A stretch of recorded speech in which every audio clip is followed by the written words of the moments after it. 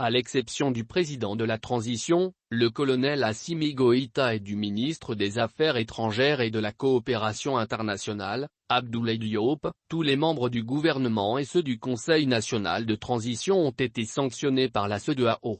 Au-delà des principes, ce qui pourrait se cacher derrière ces sanctions de l'organisation sous-régionale, c'est la renonciation aux enrées et aux partenariats entre le Mali et Wagner. Ça y est. La communauté économique des États de l'Afrique de l'Ouest, CEDEAO, vient de mettre en application les sanctions individuelles annoncées contre les autorités de la transition au Mali.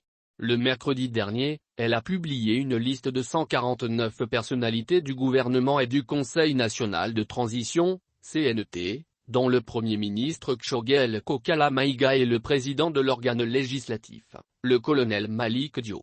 Parmi les autorités de la transition, seul le président de la transition, le colonel Assimi Goïta, et le ministre des Affaires étrangères, Abdoulaye Diop, sont épargnés des sanctions.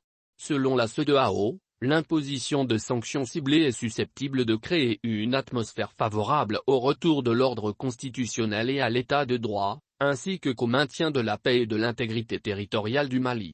Les membres de famille de ces personnalités sont aussi concernés par les sanctions. Des sanctions sont imposées contre les individus et les groupes qui ont été identifiés, y compris les membres des autorités de transition et des autres institutions de la transition. Ces sanctions seront étendues aux membres de leur famille, a-t-on indiqué. 2 décisions du gouvernement malien, la tenue des assises nationales de la refondation et un possible partenariat entre le Mali et la société paramilitaire russe Wagner, dérangent la communauté internationale, notamment la France et la CEDEAO. Si au Mali, les assises nationales de la refondation sont considérées comme une rencontre au cours de laquelle le destin du Mali sera décidé par les Maliens eux-mêmes, elles sont vues par la communauté internationale et les opposants politiques comme une mise en scène pour prolonger la transition. Donc à travers cette sanction, l'organisation sous-régionale souhaite que le gouvernement qui a déjà avoué son incapacité à organiser les élections à temps, à renoncer aux assises et aux différentes réformes pour respecter la durée de la transition en organisation la présidentielle. Ces sanctions, dans un premier temps, est un appel à l'abandon des ordres dont les autorités tiennent à la tenue comme les prunelles de leurs yeux.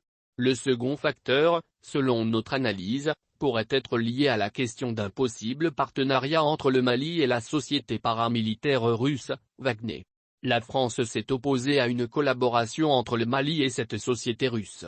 Cette question est d'ailleurs à la base de la tension diplomatique entre Bamako et Paris. Cette sanction de la CEDEAO pourrait être un blocage à ce processus.